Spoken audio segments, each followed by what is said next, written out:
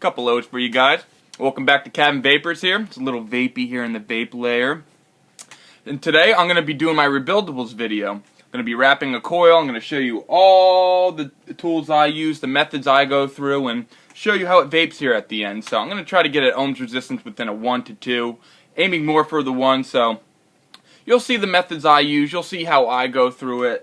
This is my workstation right here.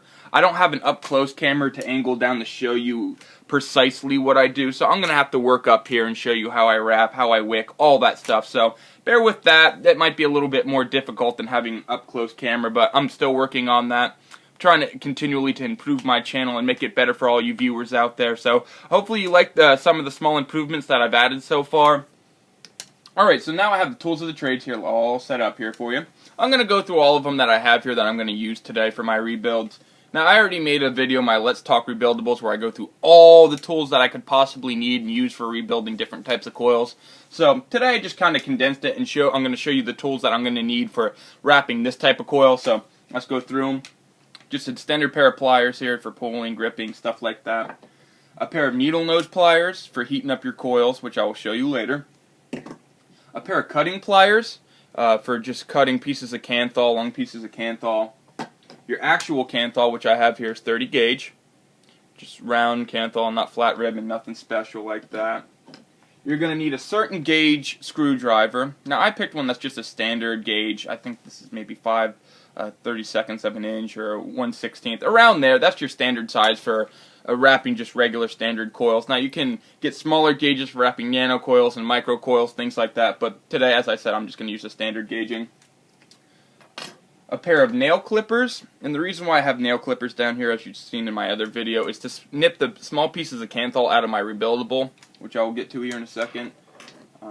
My torch, it's just to heat up the coils to get rid of the springiness within the wire. And two types of wicking I have here. I'm going to go through both and show you what I use personally and all the other different stuff that's out there. Now, I use just standard cotton balls, and now I double boil these so you get all the impurities off of it, and so they're nice and boiled. You can get sterilized cotton at like CVS or organic cotton. I suggest going with organic cotton and still boiling it. I like to boil it for the safety of knowing that you get all the impurities off. And also, I have some cotton thread wick. I call it just cotton wicking. It's basically like wrapped cotton. Now, I don't like to use this so much, and I'll get to why I don't. And this is like 4 pieces of threaded cotton twisted together. And you can get this stuff at Michael's for like $1.50, so you can get as much wicking as you'll ever need for $1.50. So now that I showed you all the different stuff that I'm going to use here, I'm going to go through it now and show you how I wrap it. You ready for me to wrap? Oh, wrong thing, damn, sorry guys. Anyway, let's get to wrapping these coils. Now, the first thing I'm going to do here is take my 30 gauge Kanthal, and I'm going to pull just one little thing of it around here. Now, watch out, this stuff can go crazy if you let go of it and it'll all spindle all out. So if that's ever happened to your Kanthal, tell me, because I've almost had it happen to me once, but I caught it. But, I mean, it really doesn't matter. Just a pain in the butt cheeks. So now that you take your, I'd say about maybe 12 inches of Kanthal, I'm going to cut it to, nip it. Here. So you'll have, you can't really see it because it's extremely thin, but about 12 inches of Kanthal here.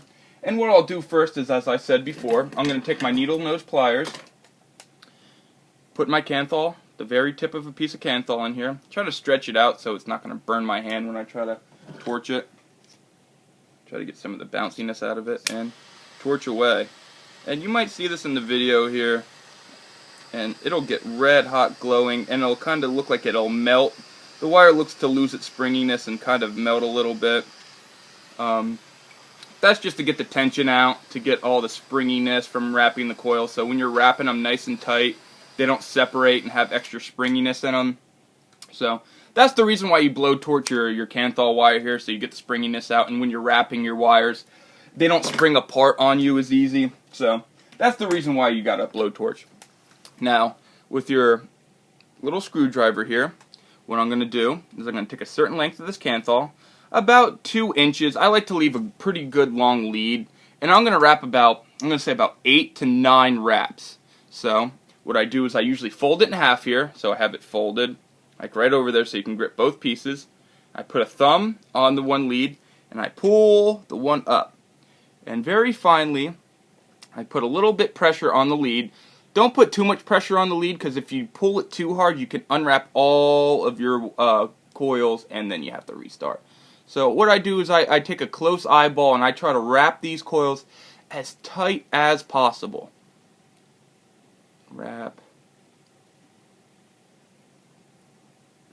6 and 7.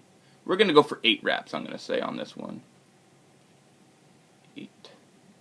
And sometimes your very first wrap with your first lead here is not going to be perfect. It's going to be a little bendy and weird, I always find. So you can always undo it a half rotation. It should even it out a little bit.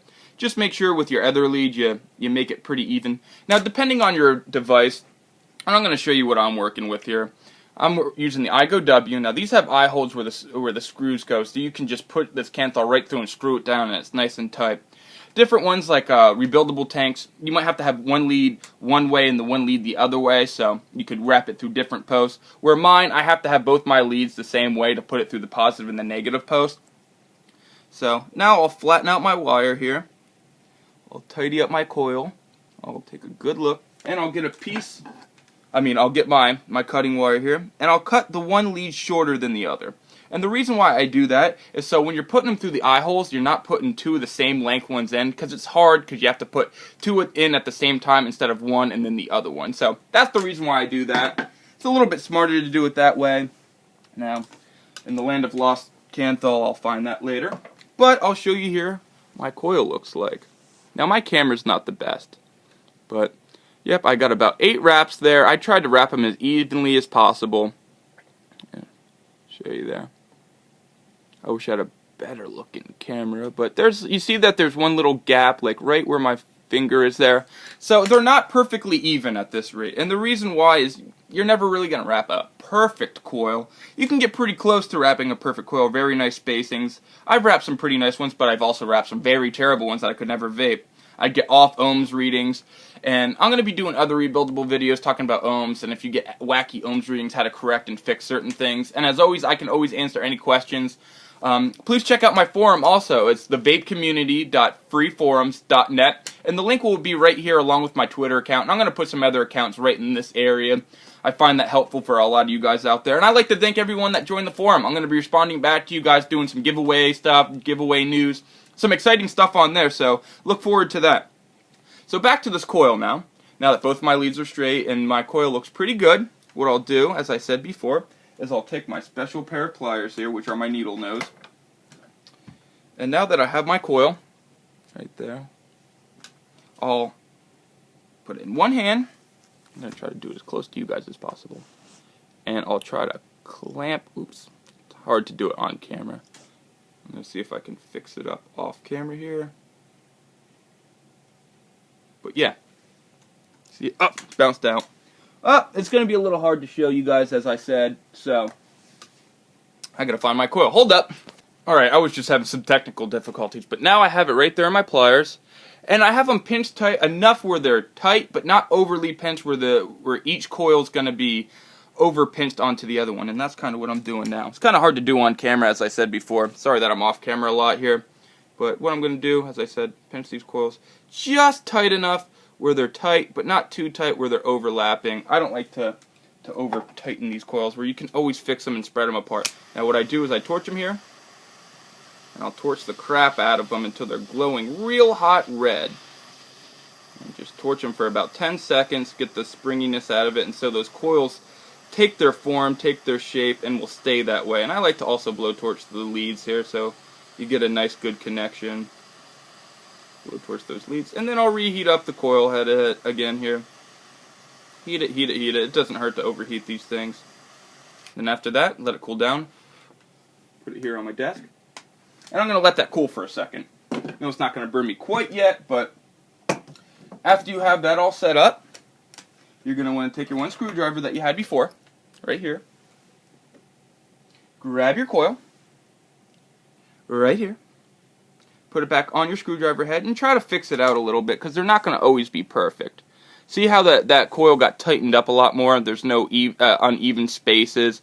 It looks very uniform. Now that's what the blowtorch does. It really makes those coils take its shape by blowtorching the springiness out of it. So that's the positive doing it that way with the blowtorch. As I said, you can't use a lighter. The lighter won't work. Doesn't supply that much heat. Now that I have my coil all perfect, the way I like it here, there's going to be one lead that's going to be higher up than the other one. There's one that goes under and there's one that goes over. And in my device here, my iGo-W, they have one eye hole that's higher than the other one. So your top lead goes in your top eye hole connection there. So with ease, I'm going to come here, and I'm going to try to do it here on camera. Put your first lead through, and with your second one, line it up and put it through.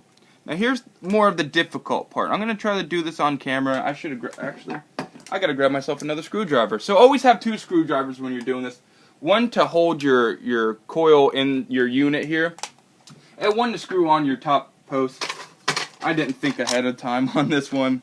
So add that to the things that you're gonna need. Now, it's gonna be kinda hard for you guys to see because my thumb's over it. I'm not gonna try to pull out my coils. Oh, just kinda did. Sorry if this is a little bit all over the place. It's just hard to wrap coils on camera. Now I have my coil in my device and I have it laying flat there. So what I'm going to do is I'm going to put my one finger on it exactly to where I want that coil. See if I can put this on my knee so you guys can see what I'm doing. And what I'm going to do is I'm going to pull that lead. And then I pull both leads to one side and I'll screw it down all the way until it's snug. Do not over tighten these screws, because a lot of times with this single braided Kanthal, just non-braided Kanthal, it can snap from the screws, too much pressure down there, and I've done that a lot. So make sure it's just snug, not too tight. Enough where your coil's going to sit right in there. As I said, it's going to be a little bit hard for you guys to see since I don't have a good camera for it, but after both of them are tightened down, there's your coil. And basically the rest of the steps here are going to be beautifying, I call it. So what I'll do is I'll put this back through here, make sure it's all nice and even throughout there. Make sure I like the way that these coils are looking, space them apart if ones aren't spaced apart far enough. And basically fine tune it to my likes. And now, as I was saying before, make sure these eye holes are screwed down tight, but not too tight. Just tight enough. Okay, now that they're nice and tight, but not too tight, I'm going to flip this down and take my nail clippers and go in here and try to cut my Kanthal. There we go, one piece, and let's get the other here. And after clipping the Kanthal off the back, sometimes I find that the coils, kind of are, at least in this device, kind of are a little bit wiggly. So you have to tighten down the screw post a little bit tighter, but not too tight. So come back in here, just a little bit of pressure, just a teeny eensy bit. Come back in here, now that I re-straightened them out, pull that coil just how I want it. Oh, I am really off in my ohms reading. So today's video might be a little bit of a fluke, but it's giving me a 2.5 ohms reading with a 8 wrap. Weird. Now, it might be because maybe I have a bit of a connection miss here. Let's see how she fires up, though. Oh, she's glowing good. She is glowing good. See, you see that glow. Now, as I said, I tried to get between a 1 and a 2, and I obviously messed up. But I'm going to be wrapping so many more coils here on camera for you guys, so just bear with me for this first rebuildable. It's my first video here building in front of you guys. So that coil is glowing red hot at a 2.5. I have her set at 4.7. And man, she's glowing. Look at that. Glow city. And what you want is, as you see there, it glows from the inside out. And that's how you want your coils to be. If you get a hot leg, you'll see one of your legs heat up a lot faster than the other ones. Now, I didn't do a double coil build on this, and I will be doing double coils. I'll do a whole bunch of different ones. But this is how you wrap just your standard coil. Now, as you can see, from 8 to 9 wraps, you're going to get 2.5. And now, don't hold on to that 2.5 number too long because you have to wick it. And after wicking it and juicing it, usually bumps up 0.1 or 0.2 ohms. So this might go to about 2.6, 2.7, maybe even a 2.8. So we'll see. Both types of wicking now. And let's talk about this a little bit. Now, I'm going to go through and do both types of wicking and show you how I do it and which I like better. And I'm going to tell you right away, I like the cotton better, it absorbs better, it gives better flavor, and that's in my opinion. But the first thing I'm going to do the cotton wicking here, this type of cotton wicking. And what I'll do here is I'll get a pair of my needle nose cutters and just, you don't really need too much for this. Just cut it, pull it apart.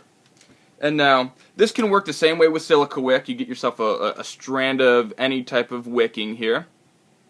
And now, you see, if you tried to wick this through like this, it'd be a pain in the ass and you couldn't do it. Never in a million years and without a headache would you be able to do that.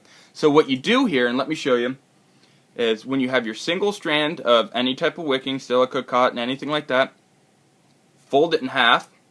You can see there, and you have your top loop, and what you do, and when you're building and you cut off a piece of Kanthal, and it's not long enough to roll another coil, I usually do this. I'll save a certain piece of that strand of Kanthal, and I will bend it in half, and twist the top part like that. So it holds nice and firm on there, and what I'll do with these pieces of Kanthal is I'll twist them up until it's nice and even, like that, so you have a solid thing that's going right through the coils here. Now, I'm going to not vape it this way and show you the ohms reading this way. I'm going to do the cotton way. So what you do here, you can see, there we go, alright, is you put this piece of metal here, your piece of Kanthal, through your coil, and what you do here is, after you get it halfway through, you kind of wiggle it a little bit to get it through so there's not as much tension. And now I had somebody asking me here, and I'm going to go on and off though. Does it matter how tight your wicking is in your coil? It does. And the reason why, it varies your airflow in my opinion, and it does a couple other things. It could restrict juice flow. Now how I say, you want it tight enough so it wiggles in there, but not too tight where if you pull it, some of the coils seem to have too much tension and pull apart. So with this, as you can see, pull it right through, it's nice. And that's exactly what you want. Something that flows right through it, tight enough to be tight right around the coils, but not too tight where it's going to mess these coils up. And after that, what you do is you pull it to a certain width, you put it however you want to wick it, cut off the ends, put juice on it, and vape it. But never, never, never put power to this when it's just pure cotton or you're going to burn the cotton and have to re-wick it. So that's how you do it this way. Alright. Now, the way I find easier and the way I like to wick my things are with cotton balls, as I said before. Everything's falling off. So what I'll do is I'll just get a piece of cotton ball that I find that I like, Let's say I'll take this piece right here. That seems good, right? Yeah, I think so. And what I'll do, now you have this piece of cotton. So what do you do with it? It's really bulky, it's really big. How is it going to go through that little coil? Well, what you do here, cotton's very malleable. You can shape it to any size that you like, basically. Like a party balloon, but not that good. And I like to leave it a little bit fluffy on one end, make it a little more fluffy, so when you're pulling it through, it's not going to be extremely tight. You do have some fluffiness in there. And sometimes I find it hard because at the end of the cotton it seems to cut away and stuff, so what I'll do is I'll cut a piece of that cotton off the end so it's a lot more flat and easier to put through the coil. So, taking my coil here, I should do it the other way. I'm sorry I did it the wrong way. But, see here, you got your cotton through there. And what you do, as you did with the other one, see how I can do this well for you guys. This is a little bit harder to do on camera. So what you do is you twist. You continually twist. Both sides. Now I might have to do this off camera for a second here. But what you do is you twist both sides like this. And basically what it does, it makes it thinner and flatter so you can pull more of the wicking through. And as I said with the other type of wicking, you want it just tight enough where it can flow right through there with enough tension, but not too much tension where it's going to move the coils, as I said before. So off camera here, I'm going to do it. I'm going to have to get a closer up camera for you guys so you can see all my cool rebuildable stuff. Okay. And perfect. And as I was saying before, just enough where you can, pull it a little bit, but it's not going to move the coil. And what I'll do here, and this is the cotton and wicking that I'm going to stay with. I don't have a pair of scissors. Shame on me. Have a pair of scissors on you if you like to cut your wicking too. I'm sorry I didn't bring all my tools down here. But what I'll do, I'll come in, I'll clip that piece of cotton, and I'll come and I'll pick a certain length of cotton that I like on the other end, and I'll wrap it the way I like to wrap the cotton in. I mean, I don't like to overload it with cotton, because if you overload it with cotton, then you're going to have too much juice sitting in there, and the wicking becomes a problem. So I like to keep my wicks short and sweet, kind of. So with both of them clipped here, you can always reuse the other pieces of cotton that you didn't use. And you got yourself a coil like that. I mean, it's not the fanciest, it's not the best looking wicking out there. I can do some really cool ones. I've made up my own wraps of wicking, like one I like to call the Omega wrap and stuff like that. So I'll show you my ways of doing different types of wicking and how it wicks better than other ways. So now, what I'll do is I'll push all this cotton to where I like it to be, because this is very malleable, as I said before. And now then I got it where I like, I'll flatten out this coil just a little bit. And sometimes the leads seem to loosen up as you play with the coil, so make sure you tighten them as you go. But not too tight, as I always say. So, bam, there you go. See that all in there? Perfect. Now that's how you build, just your standard coil. I mean, I'm sorry this wasn't the best up-closely way to show you how to build, but hopefully the information that I supplied you here will help sufficiently. So what I'll do now is I'm going to check the ohms reading. 2.5. Didn't move. Sometimes when I wick it, it goes up an ohm reading or 2. I'm going to put some butterscotch on. Butterscotch Boss. And what I like to do at first is just saturate the crap out of these wicks. Sometimes I like to overjuice it, because, when it first starts vaping, it's really going to suck up that juice. The heat's really intense. So, juice it up pretty well. Put the juice back. Get the ohms reading again here. 2.5 still. Let's see how she vapes. Not bad, not great though. Have to give it a little bit more power. Yeah, let's go up to 5 volts. Yeah. There we go. We're vaping. It's not a crazy vaping cloud, but I will make coils that are like crazy for blowing clouds and stuff like that. I usually save that for my twisted Canthal. So after all the work, I'm going to put a little more butterscotch on here. We'll give her a vape, and that's the reward I get. Now, as I said before, I hope this helped you guys with any type of processes that you use to wrap coils. Because this is how I wrap. I mean, this wasn't my best coil wrap because I'm on camera and it's kind of hard to do when you're trying to focus on 2 things. So,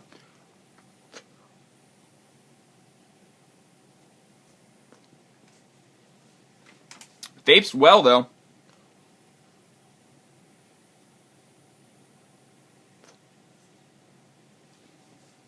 Vaping beast.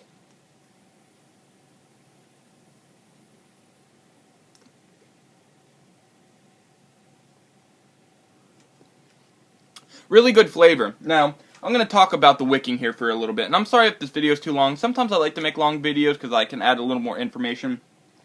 But the reason why I like cotton is because, as I said, it absorbs more juice. And it seems to always give out better flavor.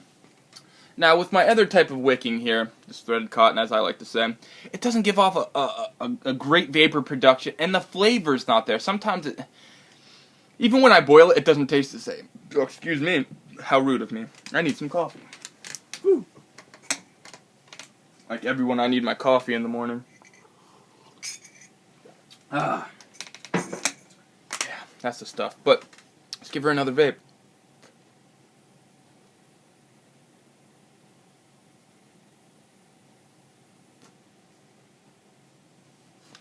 As you can see, she does blow clouds. Not everybody's cloud chasing or trying to get after that, but let's check this ohms reading again. Yep, solid, 2.5. So, I'm sorry I didn't get within the 1 ohm to 2 ohms. Maybe I'll have to drop it down to like 4 or 5 wraps next time to get within that 1 ohm resistance range. But I really do like this wrap, this 2.5. Personally, I like a little bit higher resistance because I can put more power into it. And I am kind of a cloud chaser. I'm not like the ultimate cloud chaser where I need to get the new gear and super coil the crap out of my stuff. Not like that too much. I like to find a vapor quality that I like, a vapor consistency that fits my need. And usually I'm a flavor junkie, as rib trippers would say, but I love flavor, and that's what I enjoy out of vaping. I enjoy the cloud and stuff like that, but it's all about the flavor.